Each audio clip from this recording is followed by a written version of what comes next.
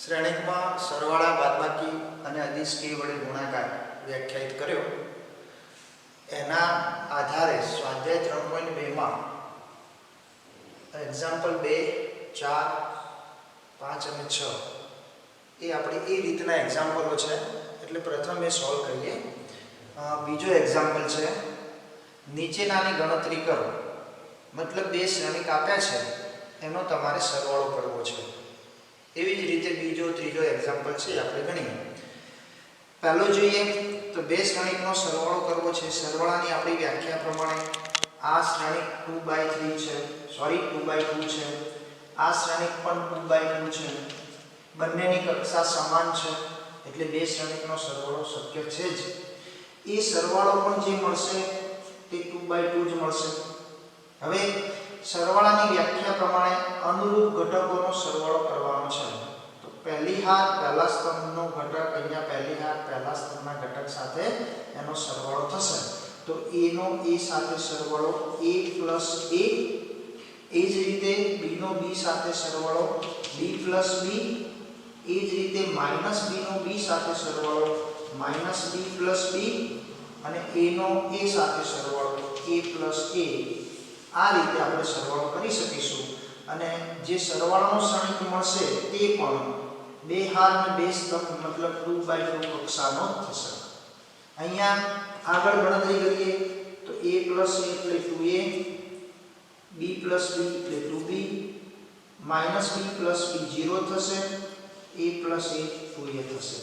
અને આ રીતે બે શ્રેણીકનો સરવાળો આપણને આટલો મળશે. એવો જ બીજો એક્ઝામ્પલ છે.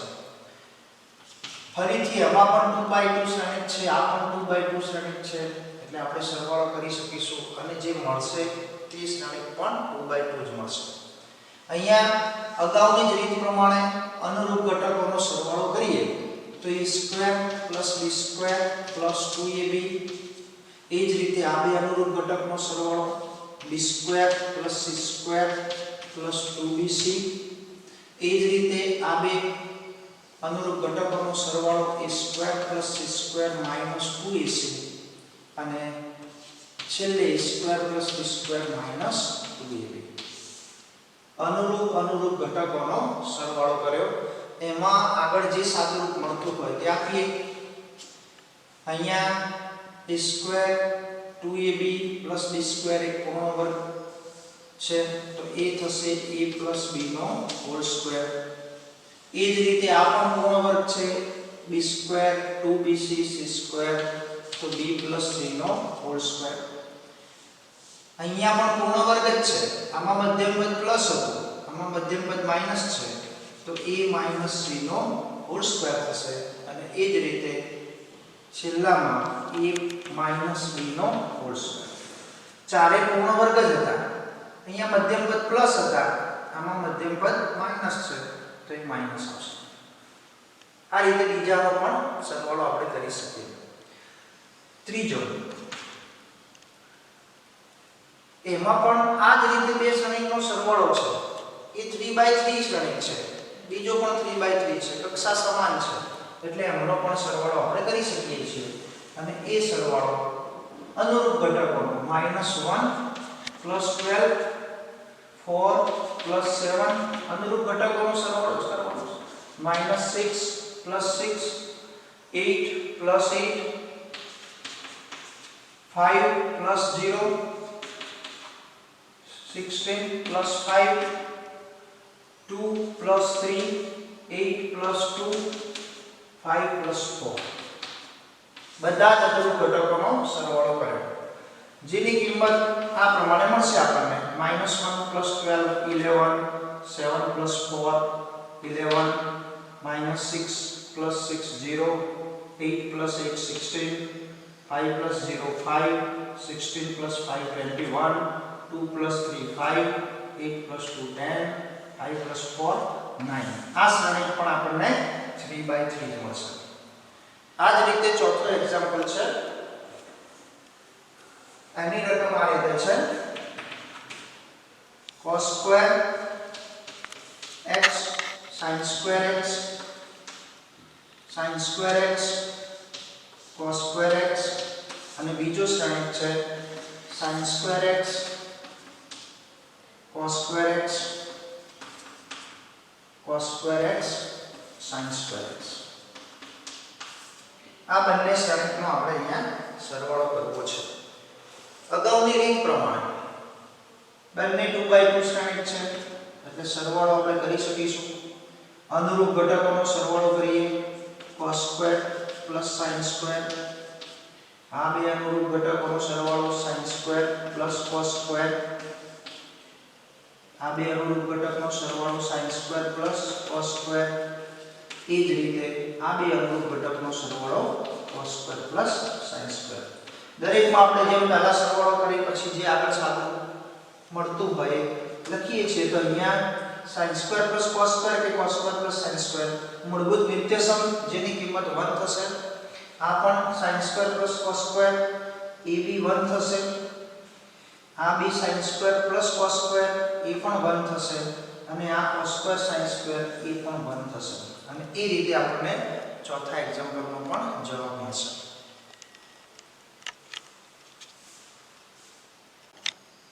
સ્વાધ્યાય 3.2 માં એક્ઝામ્પલ 4 જોઈએ જેમાં તમને શ્રેણી a b અને c આપેલા છે. તમારે અહીંયા a + b અને b - c ની ગણતરી કરવી છે. વધુમાં b - c સાથે a નો સરવાળો અને a + b સાથે c નો તફાવત જોઈએ છે. પહેલા આપણે a અને b નો સરવાળો મેળવીએ. બે શ્રેણી a અને b નો સરવાળો કરીએ. શ્રેણીનો સરવાળો આપણે સમજીએ છીએ કે ભાઈ અનુરૂપ ઘટકનો સરવાળો કરવાનો. તો અહીંયા a અને b નો સરવાળો મેળવીએ તો આનો અનુરૂપ ઘટક 1 નો અનુરૂપ ઘટક 3 છે. તો 1 અને 3 નો સરવાળો જે હું ડાયરેક્ટ લખું છું 1 + 3 4 2 - 1 1 -3 + 2 -1 5 + 4 9 0 + 2 2 2 + 5 7 1 + 2 3 -1 + 0 -1 1 + 3 4 થશે. જે 3/3 શ્રેણિક જ આપણને મળશે. એ જ રીતે બીજી કિંમત મેળવીએ તથા b - c. b - c એટલે b અને c શ્રેણિકનો તફાવત લેવો છે. પહેલા શ્રેણિક b લખીએ અહીંયા. તો શ્રેણિક b એટલે 3 - 1 2 4 2 5 2 0 3. આ શ્રેણિક b લખ્યો. અને શ્રેણિક c તો માઈનસ શ્રેણિક c જે 4 1 2 છે 0 3 2 અને 1 -2 3 છે. આ બંનેનો તફાવત જોઈએ છે. જે રીતે આપણે સરવાળો કરીએ છીએ એ રીતે બે શ્રેણીનો તફાવત થાય. અનુરૂપ ઘટકની બાદબાકી લેવાની. ડાયરેક્ટ લખીશું 3 - 4 -1 -1 -1 -2 2 -2 0. એ જ રીતે 4 - 0 4 2 - 3 -1 5 -2 3 2 - 1 1 0 -2 3 -3 0 થશે. આ રીતે આપણને b - c શ્રેણી મળશે. એ બંનેની ગણતરી કરી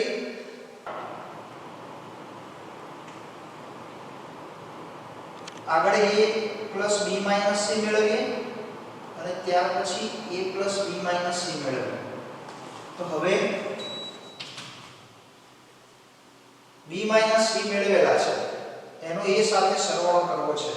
મતલબ a + b - c મેળવવા છે. પહેલા શ્રેણી a લખીએ. શ્રેણી a એટલે 1 2 -3 5 0 2 અને 1 - 1 છે. Plus b - c. b - c જે તમે મેળવેલો છે -1 -2 0 4 - 1 3 અને 1 2 0. આ બંનેનો સરવાળો કર્યો એટલે a અને b - c. જેમાં ડાયરેક્ટ લખીશું અનુરૂપ ઘટકોનો સરવાળો 1 -1 નો સરવાળો 0, 2 -2 નો સરવાળો 0, -3 + 0 નો સરવાળો -3, 5 + 4 9, 0 + -1 -1, 2 + 3 5. એ જ રીતે 1 1 2 -1 + 2 1 1 + 0 1 થશે. આ એક કિંમત આપણને a + b - c મળ્યા, જેને આપણે પરિણામ નંબર 1 આપીએ. તથા a + b - c મેળવીએ. a + b - c, જેમાં a + b શ્રેણિક લખીએ. a + b શ્રેણિક, તો a + b શ્રેણિક આપણે મેળવેલો છે 4 1 -1 9 2 7 3 -1 4 માઈનસ શ્રેણિક c, તો c આપણી જોડે છે 4 1 2 0 3 2 અને 1 -2 3. આ બે શ્રેણિકનો તફાવત મેળવવો છે. તફાવતમાં આપણે અનુરૂપ ઘટકોની બાદબાકી લઈશું. પહેલા 4 - 4 0, 1 -1 0, 1 -2 -3, 0 0 -3. એ જ પ્રમાણે બીજી હાર 9 - 0 9, 2 - 3 -1, 7 -2 5, 9 -1 5. એ જ રીતે ત્રીજી હાર 3 - 1 2, -1 +2 એટલે 1 અને 4 - 3 એટલે 1. ત્રીજી હાર 2 1 1. આ પરિણામ 2. પરિણામ 1 અને 2 ના શ્રેણિકો આપણે સરખાવ્યા છે 0 0 -3 9 -1 5 2 1 1. તો પરિણામ 1 અને 2 પરથી આપણે કહી શકીએ કે a + b, પરિણામ 1 અને 2 પરથી a + b - c ની કિંમત અને બીજી તમે મેળવી તે a + b - c ની કિંમત સમાન છે એવું આપણે ચકાસ્યું. બંને સરખા છે. એક્ઝામ્પલ 5, જેની રકમ તમને આ રીતે આપી છે. શ્રેણિક a આપ્યો છે, શ્રેણિક b આપ્યો છે. તમારે 3a - 5b ની ગણતરી કરવી છે. શ્રેણિક a અને b ની કિંમત મૂકીને ગણીએ તો અહીં 3a - 5b 3 ગુણ્યા શ્રેણિક a. શ્રેણિક a ની કિંમત આપણે મૂકીએ 2/3 1 5/3. બીજી હાર છે 1/3 2/3 2/3 4/3 7/3 2 અને 2/3. શ્રેણિક a ની કિંમત -5 શ્રેણિક b. શ્રેણિક b માં 2/5 પહેલી હાર છે 2/5 3/5 1. બીજી હાર છે 1/5 2/5 4/5 7/5 6/5 2/5. આ શ્રેણિક b આપેલો છે. શ્રેણિક a અને b ની કિંમત આપણે મૂકી છે. હવે શ્રેણિક a ને 3 વડે ગુણીએ.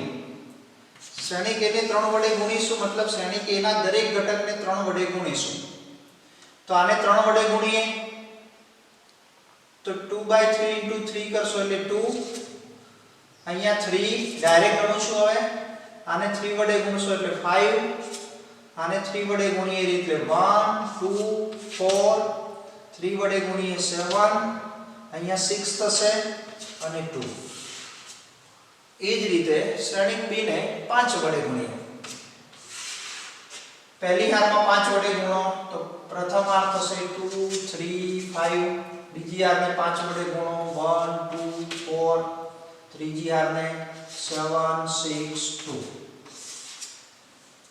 બે શ્રેણિકને હવે બાદબાકી કરીએ. બાદબાકી આપણે અગાઉ લેતા હતા એ પ્રમાણે અનુરૂપ ઘટકોનો